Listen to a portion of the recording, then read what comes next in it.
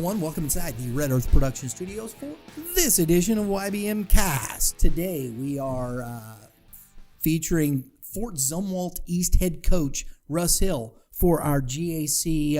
Central. I know I had that wrong in the email. It was so funny. He goes, "You got that wrong, Brian." Coach, how you doing? I'm good. Thanks for having me. I saw the email back. I was like, "Oh man, I hate it when I do that." You mean you're human? Oh, mercy. But hey, Game7Baseball.com. Go check them out. Get your team registered. Great tournaments, new Warrenton facility, some turf out there. Going down to Ballparks National early and Ballparks of America early in the season. Great stuff going on. We're winter workout tour. We got, back in sights. It was a great visit. Inside Edge. We're going to be in Nashville. We're going down to Lake of the Ozarks. We're having a lot of fun with our winter workout tour. We got some live stuff coming up still. Lots of fun. Check out Game 7. I appreciate Dave and Dave for supporting Youth Baseball Midwest. Appreciate them very much. All right, let's get down to it. Okay. We've got I still see you guys in that upper echelon. I had you number 7 in the really, really early. Look, you were 18-13 overall last year, 4-6 in the GAC Central. You got off to a really good start. I think Lucas McGill going down hurt. Yeah. And it just kind of, he's your energy. Yeah, he was good. Right. He was really good for us. So when he went down, that changed a lot of the dynamic of our pitching and even our team. Yeah. But he was still a dugout guy. I can't say enough about Lucas. It just he wasn't able to necessarily impact the game directly on the field. I haven't seen, how's he doing his rehab? Good. Yeah, still keeping contact with him. He was, just texting us the other day about throwing off the mound, and he's feeling good. He's just going to have to slowly ease into it, but making progress. Yeah. Good. Is he going to be on the mound yet this spring, or no, not yet? Yeah, I don't think so. Okay. Yeah, I don't think so. But hey, that's all right. Yeah. Get healthy. Yeah. Get healthy. Lucas, love you, buddy. Get healthy. That's a good one. I enjoy talking with Lucas. Let's that's a loss. You lost pitching wise. We're going to start with pitching because I think that's the one that is really at the crux of your season personally. When I'm looking at these things, Coach, again, we lost McGill. You lost Gibson, and last year really, it was the previous year that Gibson really was good. You're right. But last year he didn't really do much for you on the mound. Had some arm issues, so we were babying him and easing him along. We had some guys step up, so we didn't use Gibby as much as we did his previous year. On that 22 kind of state run we were just talking about with Aubuchon and them, but. We lost McGill and Gibson, but both of those guys were, in theory, not really there for us on the mound at the end of the season. Right. So for us, we kind of feel like we have a lot of pitching back, just maybe to be determined pitching. A little unproven, maybe. That's a great word. Word. Yeah, unproven. So to be determined on how those guys jump in and produce. I love that. One kid, though, that we got through 57 innings for you last year, Carter Hollingsworth. He was 6-4, a 2.44 ERA, which is very solid.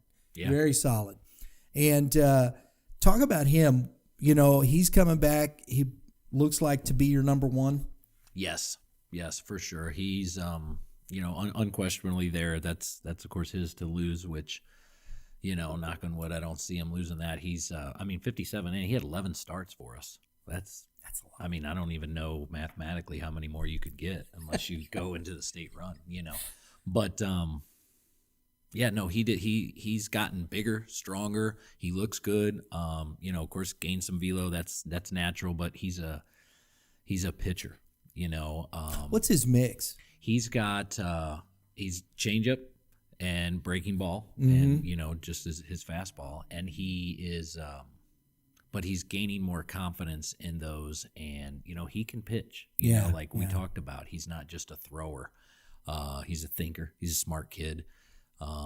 So yeah, I'm looking forward to seeing his spring. Yeah. He's gotten, like I said, he's a workhorse. Seeing him in the weight room, so that's good. That's good stuff. So yeah, I'm excited to see Carter. Has he gotten taller? Yeah, he looks taller to me. Now this is it's a double-edged sword. He didn't play basketball this year. Ooh. And he's played basketball his whole life, so that was a tough decision for him. We talked about it, and we support multi-sport guys, as you know, with G.A.C. Yeah. But it was him and another guy, Ryan, who just decided not to play hoops, and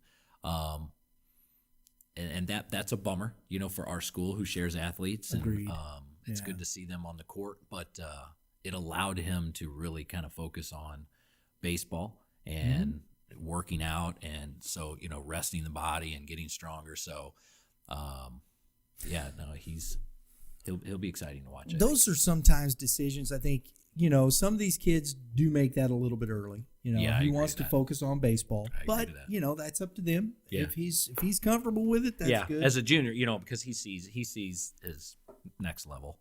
As to play baseball, right? Yeah, man, I always loved. I was talking with Mitch Thomas from the Hitting Zone the other day, because we did some shorts. We got to come. He asked me, what's your favorite pitcher, that you grew up watching, whatnot, and I do, and I think of this. I loved watching Randy Johnson. Yeah, right. It's a pretty fun one to watch. Yeah, and whenever I see these tall kids like that and whatnot, when you have that kind of advantage, and Hollingsworth has that, you got that stride, and then it's no longer 60 feet, right. It's right. 50 feet 6 inches. Right. You're exactly right. That's a tough deal for hitters, isn't it? Yeah. Well, Randy was about as 16. Yeah, he's about as tall as it gets, I think, right? And throw 98, and it's like, that's 48 feet away, man. I know. Just that would be, I can't imagine hitting off. But Carter, yeah, I think just his moxie too. He has a good demeanor about him. Like I said, he as a sophomore last year, I was kind of at times scratching my head and like, how's this kid gonna be? But he just kept proving it, and innings, and next thing you know, you look at his stats, and he's got 11 starts and 57 innings. So he traveled with you as a freshman, right, to the championship. Yep. Yeah, so I think he was there. So that experience, maybe, a little bit. You never know. Now, we got some other names here. One at the start, and here's a kid that, kind of maybe flies under the radar with people, Braden Weber. He pitched for you, had 37 innings, but, he's caught hits. He's kind of a Swiss Army knife for you guys, isn't he? Yeah, he is he's a complete player as far as that's concerned. He's mainly a catcher. Mm-hmm. Going to McKendree, and but he throws a heavy ball, and he's just he doesn't walk guys. He fills it up, and he found a lot of success for us, and I think he's going to be better. As you like to hope, kids evolve and get better, but seeing him, and I keep saying that word workhorse, I guess overusing it, but he is. He works so hard in the weight room. Seeing his growth physically, maturing. I think he was at 100% attendance. I don't think he missed a day in the off-season weightlifting, and it shows. He's just stronger. He's bigger than his brother Bailey was, wasn't he? Mm-hmm. That's what I thought. Yep. So he's going to catch for us. He's going to pitch for us. And we always joke that Webb's like a walking barrel. Every time he hits, it's like it's a barrel. It's kind of weird. Like you just round of 8. Oh, there's 8 barrels. You got a couple guys going to McKendree. Abishon went to McKendree. I love their hire, Tim Gurnow. Yeah, Albie likes him. Justin played with him. Oh, okay. In college. Okay. Yeah. Small circle. There you go. And I saw Tim play a couple of years. I really liked him. Yeah. I think he's a development guy. I think I like what they got there at McKendree. Yeah. Yep. Albie's still up there pitching. So yeah, Webb will be. It'll be good to get him and Albie back together. So that'll be fun to see and hear how that goes. That's cool. Here's a couple of Noah Foster, Maverick Schultz. There's a couple other names. Yeah. How do those guys fit in the mix, and who else are we missing here, Coach? Well, Noah Foster and Maverick Schultz, definitely going to have to eat up some innings, for us. And, they're going to be asked to step up and grab the ball and let's just go ahead and get after it. There's a kid last year we had, Evan Hickman, who didn't get a ton of opportunities, but he'll probably get his looks as a relief guy. So we'll have to see how he does. And there's another kid that's coming, left guy from the left side, Aiden Horn, who's a junior. He's had some arm issues, but we're hoping that he can. He seems to be getting better, so we can hope to maybe get some innings with him. He got a lot of projectability with that, but really, within the team coming back, BP, who doesn't, as a freshman didn't pitch a lot, but he got some innings. It was still new for him, I think, as a freshman. My shortstop and my third baseman and my pitcher. So he didn't have great command on the mound. Yeah. But I foresee he's told me that he's worked on that a little bit. Yeah. Which I believe, they got a good system going. So he might have to eat up some more innings, and get on the mound, which is obviously a live arm. So see some maturity and some growth there. I'm anticipating that. So that's kind of the job, as us coaches, to kind of figure out the puzzle. So it looks like you got some guys in there. It's just a matter of who's going to take it. Yeah, and step Can up. You get? I think that's the way it is in high school baseball. Yeah. Really, you might have a couple guys. There's very few times, especially I think in some schools class 5 and below. You're right. You're always playing that game, aren't you? Yeah, usually, with our depth, we rarely have dominant POs where there's 6 dudes down in the bullpen. That's not really a thing at Zumwalt East. But so we got to kind of figure it out and move pieces of the puzzle around. But yeah, that's kind of the fun part of coaching, though. High school level is to figure that out. I love it. Hey, it's coaching, right? Yeah, absolutely. Defensively, lost Jackson Penn behind the plate, graduated. Yeah, that's a tough one. Loss. He was a player. There. Yeah. So I know Pyle ended up at short at the end of the season. There, you still got Jackson Carter running down everything. It's where fly balls go to die. Yeah. And you've always had some speed in the outfield. Yes. I know Clee Thermos was over in right field for you last year. Solid guy in that. So that key component, and especially I think it's tough when you lose a senior catcher, a guy that's caught for you for like 3 years. Yeah, it's a big change. That will be a big change. You've got Braden Weber, you said, as a catcher's main, but can you do that? Where do you go? That's going to be a tough one for you right there, isn't it? Yeah, for sure. JP was, a catalyst behind the plate for us for years. So that'll be a little different look for us. Yeah. But I'm really confident to see Weber behind the plate because,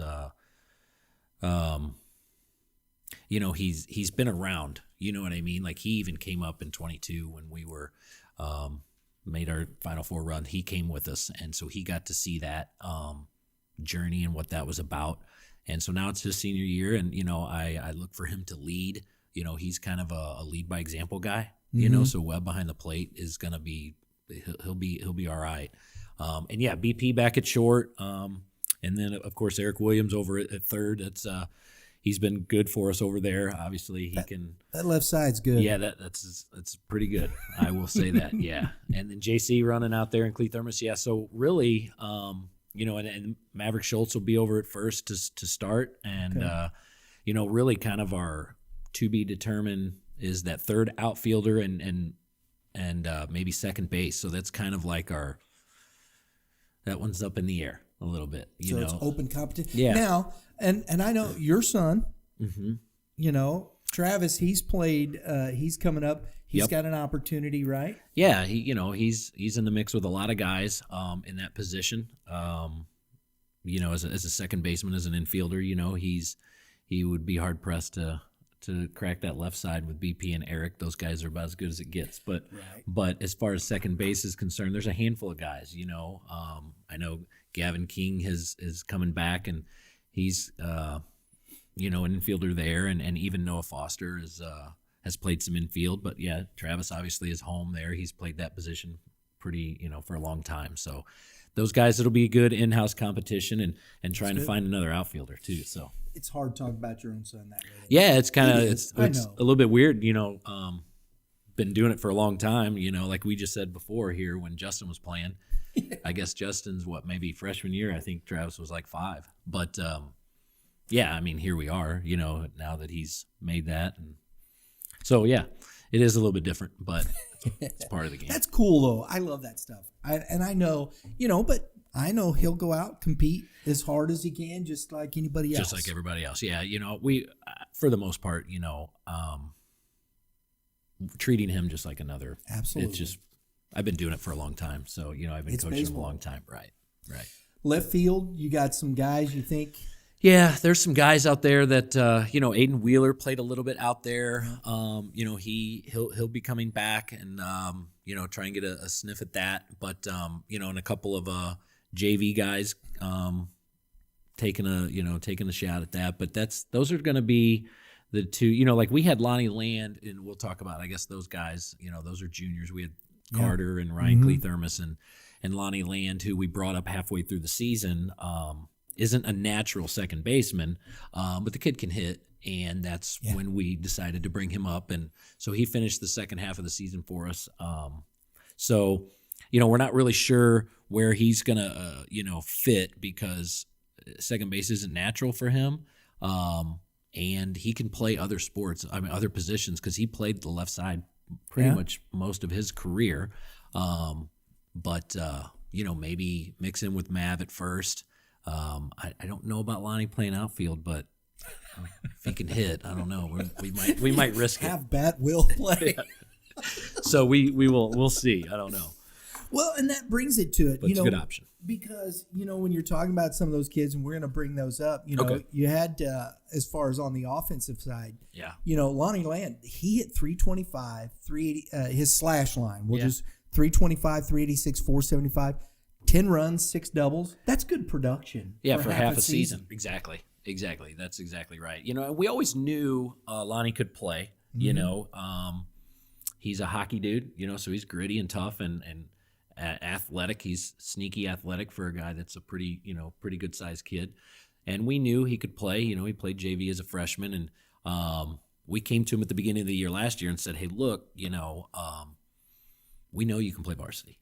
I'm not really trying to hide that, but we're going to start you out at JV and just kind of let you kind of see how things work." And it wasn't like a trial and error and see if Lonnie can hit.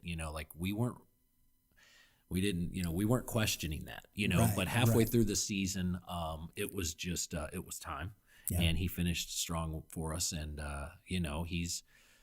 he played a lot of baseball actually over the summer and fall, so we're. I bet he's probably coming back a little bit more seasoned than he was the previous year. So Gotcha. Looking forward to that. I like that.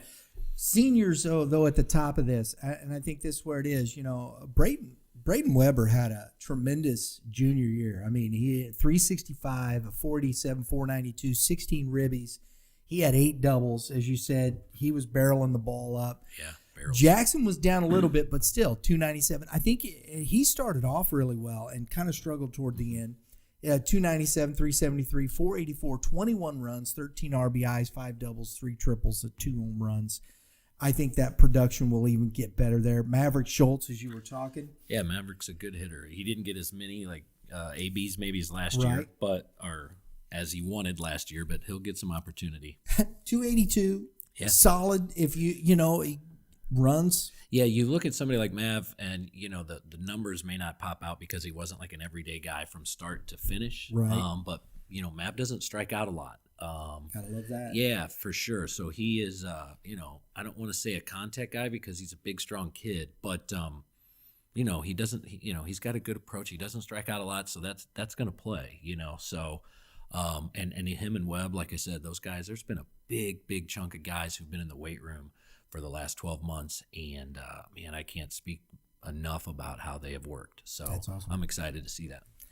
Eric Williams, we hope he bounces back. He Yeah. struggled last year, 222, 400, 340. But, here's a guy, he struggled at the plate, but still produced 16 runs and 16 RBIs, 4 doubles, 2 home runs. He still had some production there. So, and what we saw as a sophomore, it's there. It'll be back. I'm very confident in that. Like anybody coming off of the season he had as a sophomore, Right. 400, and like it's hard to sustain that. So he was, he was a little bit set up, but I think he'll be back. He'll. I think there's no question with like positioning, because we started him off at short and then we moved him to third, and heck, he can play second base, and who knows, he might end up playing second base, and I don't know, but now that he's kind of committed and that's it, Right. You know what I'm saying? So that's situated, going to Mississippi Valley State, so he won't have to worry about that. Stress free. His swing already looks better, back to form, in preseason stuff. So I anticipate Eric having a typical Eric year. There you go. I like to hear that. Of course, we talked about, Lonnie Land. You said you brought him up. 325, 386. Tim, we talked about that. Ryan Cleathermos, 278, 452, 360. 26 runs, 14 RBIs. That's a lot of run production right there. Yeah. Ryan played. He was a guy that was trying really hard. Like, he plays the game hard, like everybody should, and that's typical. That's normal. But I think he was trying really hard last year. And I don't mean, that may sound weird, like everybody tries hard. I mean, like, I think he was trying too hard to impress or to fit in, as a sophomore, when he didn't really need to. But I think he was pressing a little bit last year. And he's also a guy that stopped playing basketball. He's played basketball his whole life. An athletic kid.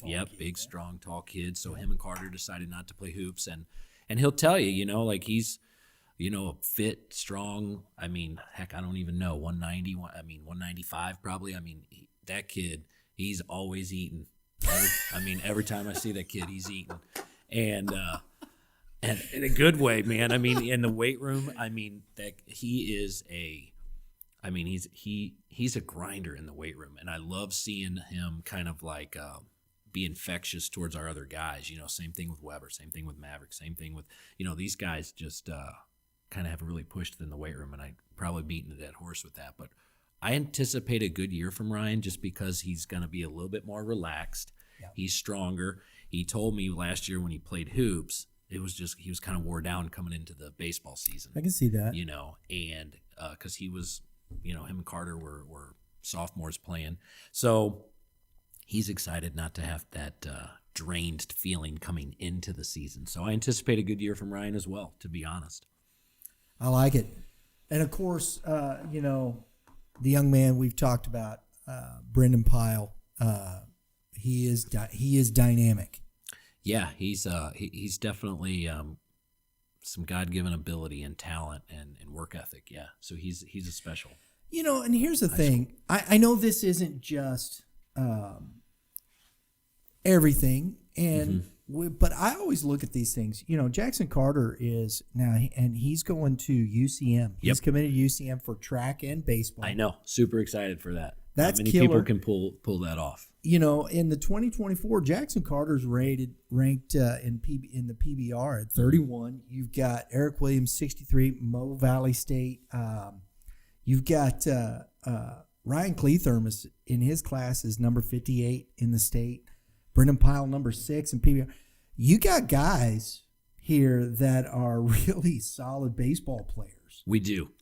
I'm blessed. I'm like a lot of people kind of wonder, are we going to have a down year? Are we going to have a good year the last couple of years? And it's like, well, yeah. We didn't really lose much, and I don't mean that against JP, and I don't mean that against Tyler Schmidt, who was great.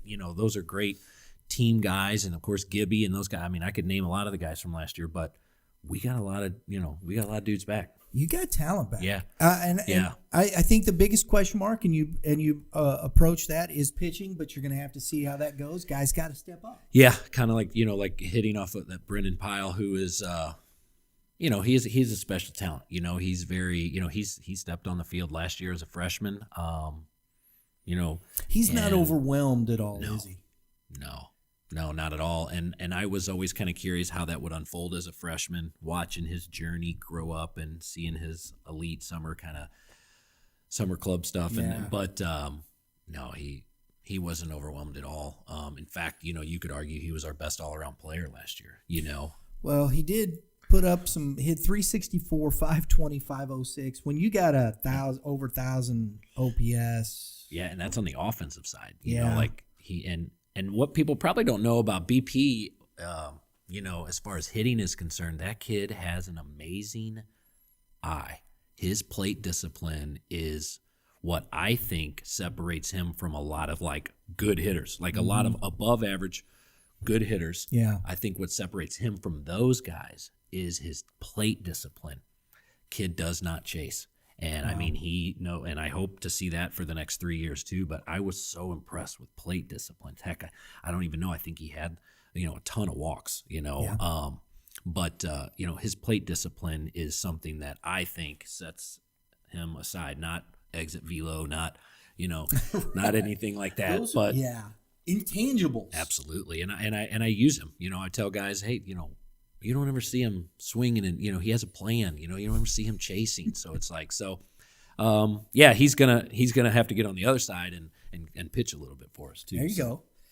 I love that. And the run production, 26 runs, 17 RBIs, if you got a 520 on base percentage, yeah, you aren't striking out a lot. No. And He finds a so way. I love your team offensively. I think you guys can hit with anybody. Yeah. Defensively, you got guys that are coming back there. I think the mound will see what gives. Yeah. I like that. I love that. I think it's going to be an interesting season.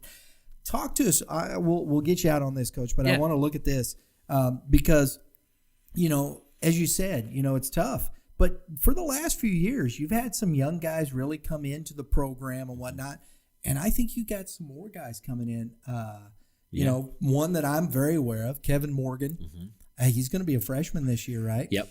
The kid can play baseball. Yeah. Yeah. We got a couple freshmen down there. In fact, our freshman team might be as deep as it's ever been with, just kind of I don't want to say high end talent already, because we've been blessed with that, with BP last year. And then 3 years ago, Carter, Ryan, and Lonnie, those were good freshmen. But we just have a lot of ball players, and Kevin Morgan and a kid, Dominic Pandolfo, is going to be, he's a GBA kid. Mm-hmm. He is catcher and pitcher. And, so he can, those two are going to be fun to watch for the next few years. It's always nice when you can mix in and you can feel like we can reload. Yeah. And you can take a shot at it when you're coming through. I think that's great. How's the JV looking? Solid. Coach Sugar down there is I say new. He was new last year, so I wouldn't say new to the program as he graduated in 2011. But last year was his first year coaching, and they had a solid season. We had freshmen on that team, we had sophomores on that team, and we even had a couple of junior kids that played for him. And with that pretty deep freshman class this year, that 2027 is just kind of got some ball players, and I think the JV team will be all right, So I told Sugar we went down to the coaches clinic, the Missouri coaches clinic last weekend, and I said, I think you'll be okay. He's suspect to, he's not sure. And I said, you'll be all right. They'll be all right. So they'll be okay. Shout out to Coach Varner, as always, John Varner. Yeah. And Great Coach guy. Steven Lautzenheiser. Yep. I'm pretty blessed with that. Those guys, I've had those guys for a long time. Sugar's new, but, Lautzy's my right-hand man. I wish I could get him an award, nominating him is one thing, but that guy does everything. He's like the Swiss Army knife of coaching. I mean, that guy can do that guy can do anything. And yeah, Varner's great, really into fitness and helps. And I think that he's played a role in that, starting those guys off as, because he's our freshman guy. He really attacks the weight room with those guys. And I really do think that that's a, direct impact. That's a complete, there's a correlation with that with our guys and how they work out. And, anymore you have to keep up with everybody because everybody's doing it. But Varner's done a really good job impacting those kids at a young age, getting in the weight room. So I appreciate that for sure. Absolutely. I saw you guys on social media actually having a fundraiser booster for baseball. Yeah, some parents started that, kind of like our football deal. Yeah. So I can't thank them enough. So yeah, that'll be exciting to help with some things. Everything's expensive. So yes, it is.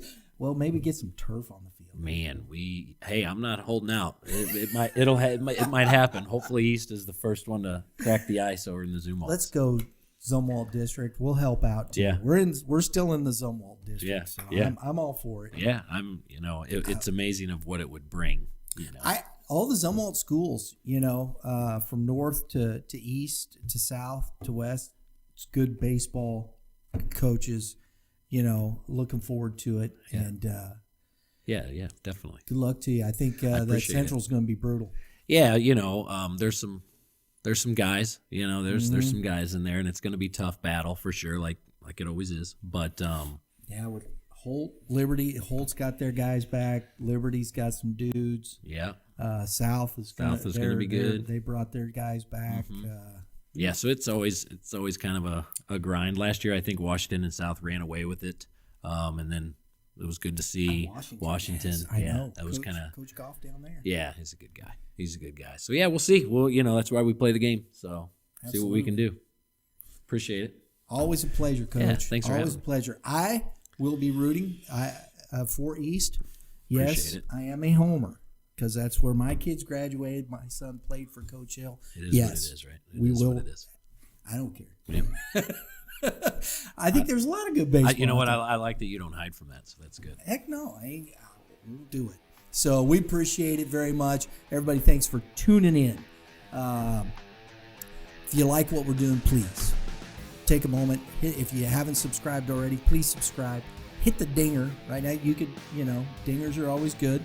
Yep. And but what that does here though is it gets you notifications for upcoming episodes such as this, so you can learn more about baseball in the area.